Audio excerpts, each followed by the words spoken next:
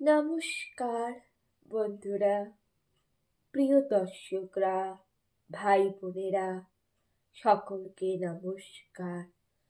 আজ আমি আপনাদের কাছে দেশের আইন, ভারতের সংবিধান, নাগরিকের মৌলিক অধিকার, হিউম্যান রাইটস নিয়ে আলোচনা করব। আমার কাছে রয়েছে ভারতের সংবিধান। আমার কাছে ভারতের সংবিধান রয়েছে, আর স্ট্যাটিক জিকে সাধারণ জ্ঞান রয়েছে। তো সাধারণ জ্ঞান জানতে গেলে ইতিহাস, ভূগোল সবই জানতে হয়, বিজ্ঞান।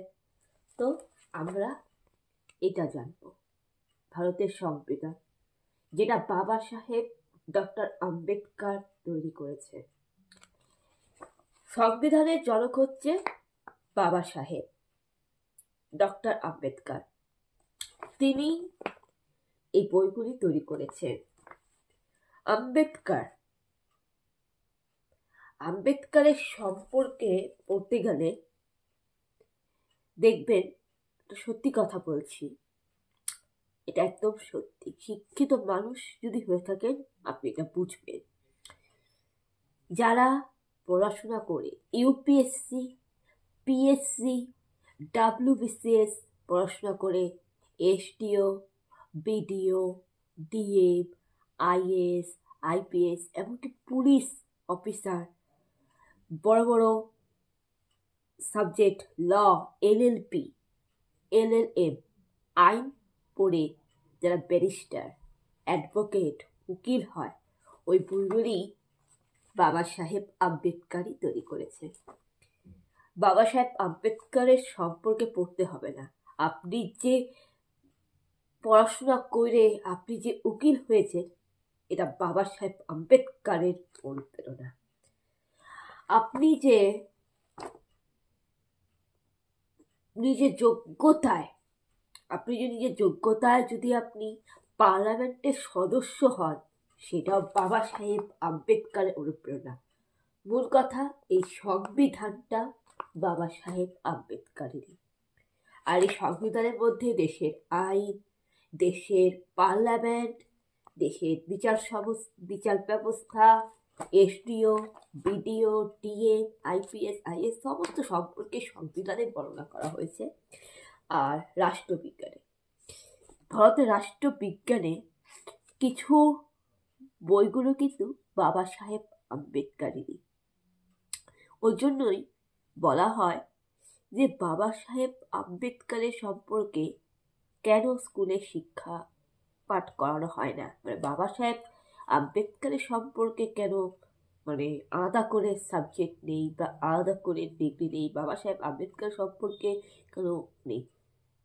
এর একদম খাঁটি সত্য এর কারণ হলো, যদি সত্যি বাবা সাহেবের সম্পর্কে আলাদা যদি একটা সাবজেক্ট থাকতো, যেটা বাবা সাহেব আম্বেদকর সম্পর্কে একটা অনার্স পড়ে পাশ করে ডিগ্রি দিবে, এরকম যদি বই থাকতো বা স্কুলে, তাহলে মানুষ বেশি শিক্ষিত হয়ে যেত,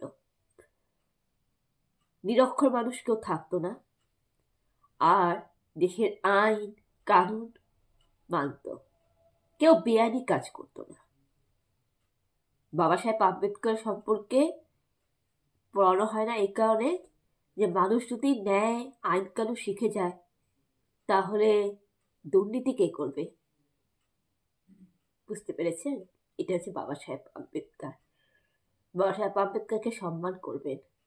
আপনি যে জায়গায় দাঁড়িয়ে আছেন সেটাও কিন্তু বাবা সাহেব আম্বেদকরের জন্য। তো সেটা দিয়ে এই সংবিধানটা সম্পর্কে আমি পড়ব।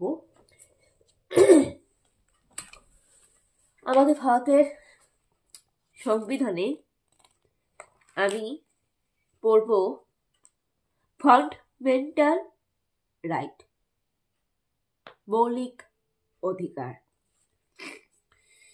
এখানে মৌলিক অধিকার, নাগরিকের মৌলিক অধিকার, এখানে 14 থেকে 19 নম্বর ধারা, ভালো করে দেখুন সবাই। 14 থেকে 19 নম্বর ধারা। এই 14 থেকে 19 নম্বর ধারায় বলা হয়েছে, প্রথম আর্টিকেল আমি পড়ব 14 নম্বর। সাম্যের অধিকারের কথা বলা হয়েছে। আইনের চোখে সবাই সমান। বর্ণ, ধর্ম, লিঙ্গ, জাতি, গোষ্ঠী, ধনী গরিব নির্বিশেষে সকলে কিন্তু আইনের চোখে সমান এবং কোনো বিষয়ের ভিত্তিতে আইন বিচার ব্যবস্থা এদের সাথে বৈষম্য করতে পারবে না, কোনো বৈষম্যজনক আচরণ করতে পারবে না এবং আলাদা চোখে দেখবে না। তাহলে এই সংবিধান অনুযায়ী আর্টিকেল 14 14 নম্বর ধারা অনুযায়ী এখানে আইনের চোখে সবাই সমান। বর্ণ, গোষ্ঠী, গোত্র, ধর্ম, জাতি নির্বিশেষে সকলে সমান অধিকার, সবার আইন পাওয়ার যোগ্যতা রয়েছে, সাম্যের অধিকার। তাহলে একটা গরিব মানুষ যদি চুরি করে, কোনো গরিব মানুষ যদি অভাবে স্বভাব নষ্ট হয়, চুরি করে জেলে যায়, তার নেতা মন্ত্রীরা চুরি করলে জেলে যাবে না কেন? তাদের শাস্তি হবে না কেন? একটা সাধারণ মানুষ, গরিব মানুষ যদি অন্যায় করে দোষ করে শাস্তি পায়, তাহলে একটা বড়লোক ধনী মানুষ